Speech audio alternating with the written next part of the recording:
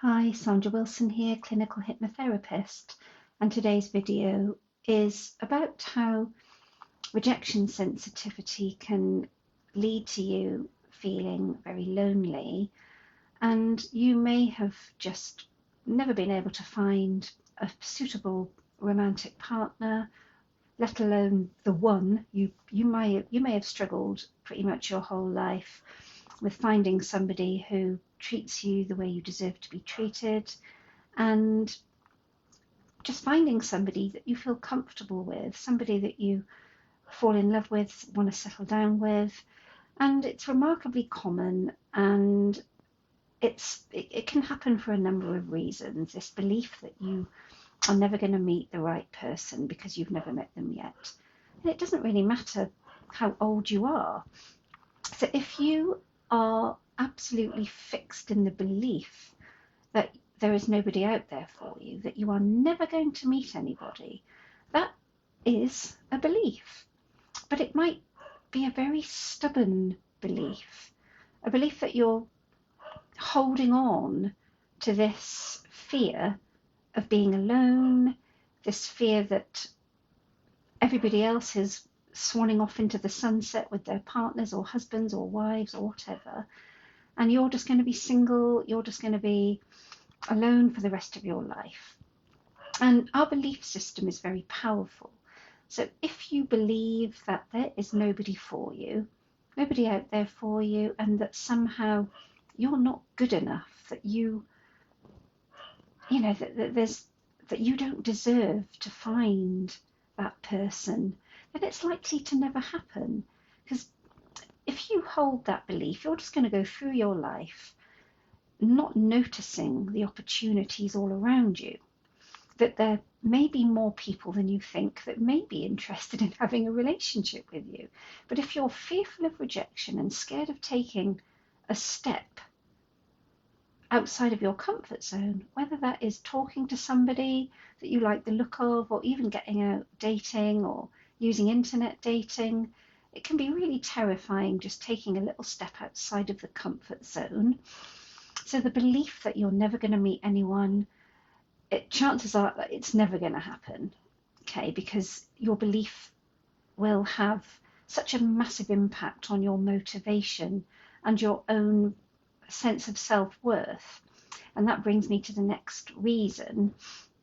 So if you have a belief that you are not worthy, that there's nothing special about you, that you don't particularly think you're a good catch, that no one's ever going to love you because you're inherently bad, and again, that can be a symptom of rejection sensitivity, especially if you have ADHD, then it's not really going to help you to feel comfortable reaching out and making new friends, let alone reaching out to potential partners.